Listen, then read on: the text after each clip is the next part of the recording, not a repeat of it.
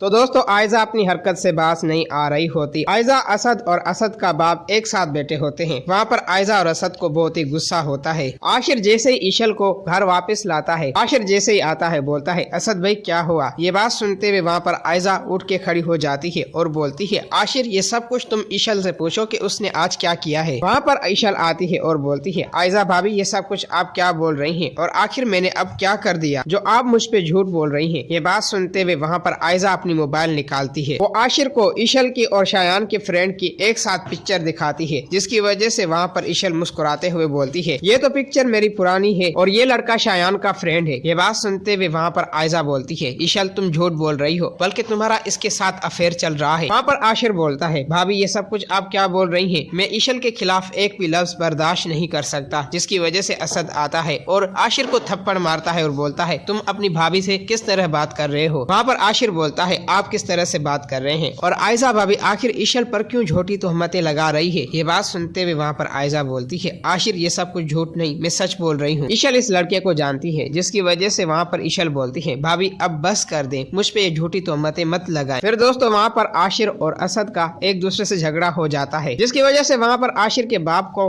Heart attack आ जाता है और वहाँ पर बेहोश हो जाता है। ईशल चिल्लाती है और बोलती है कि पता नहीं पापा को क्या हो गया है। आशिर और असद अपने बाप के पास दौड़े चले जाते हैं, उसे उठाते हैं और उसे हॉस्पिटल लेके चले जाते हैं। जिसकी वजह से वहाँ पर आयजा ईशल को बोलती है, ईशल जो कुछ भी हो लेकिन मैं तुम्हें देख कर ही रहूंगी और मैंने तुम्हें कहा था ना, मैं तुम्हें आशिर से जुदा करके ही रहूंगी। ये बात सुनते हुए वहाँ पर ईशल रो पड़ती है। अनैया और रोहान जैसे ही घर आते हैं, घर में कोई नहीं होता। अनैया और रोहान एक साथ ईशल के कमरे में आते हैं। ईशल वहाँ पर रो रही होती है। अनैया आते ही बोलती है, ईशल भाभी क्या हो गया। जिसकी वजह से वहाँ पर रोहान भी बोलता है, ईशल भाभी आप क्यों रो रही है, मैं आपके साथ हूँ। ये बात सुनते हुए वहाँ पर ईशल बोलती है कि आयजा भाभी ने आज मुझ पर एक झूठा इल्जाम लगाया है। ये बात सुनते हुए वहाँ पर अनैया बोलती है कि ईशल आखिर हुआ क्या है। वहाँ पर ईशल बोलती है, आयजा ने आशिर को और बाकी घर वालों को बताया है कि मेरा शायान के दोस्त के साथ चक्कर चल रहा है। ये बात सुनते हुए वहाँ पर अनैया को गुस्सा आ जाता है। रोहान पूछता है कि ईशल भाभी सब लोग कहाँ गए हैं। वहाँ पर ईशल बोलते हैं, वो पापा को हॉस्पिटल लेके चले गए हैं। ये बात सुनते हुए अनैया और रोहान हॉस्पिटल की तरफ निकल पड़ते हैं। वहाँ पर आयजा रो रही होती है, सबके सामने नाटक कर रही होती है। अनैया आते ही आयजा को साइड में लेके चली जाती है और बोलती है, आयजा आप ये सब कुछ आप क्या कर रही हैं, बल्कि आपको पता भी है कि ईशल को तुम्हारी सारी हकीकत पता है और मेरे बारे में उसे सब कुछ पता है, लेकिन आज तक उसने हमारे बारे में इस घर में कुछ भी नहीं बताया और किसी बात का भी जिक्र नहीं किया। अनैया की ये बात सुनते हुए वहाँ पर आयजा बोलती है, अनैया तुम इस बात को नहीं समझ पाओगी, तुम अब छोटी बच्ची हो। आयजा आप ये सब कुछ आप छोड़ क्यों नहीं देती। अनैया को आयजा बोलती है, जो कुछ भी हो अनैया, मैं उस ईशल को हरगिज नहीं छोड़ने वाली, बल्कि उसे मैं अब डिवोर्स दिला कर ही रहूंगी। ये बात सुनते हुए वहाँ पर अनैया बेहद परेशान हो जाती है और वो सोचने लगती है, कहीं ईशल मेरी भी हकीकत रोहान के सामने ना रख दे।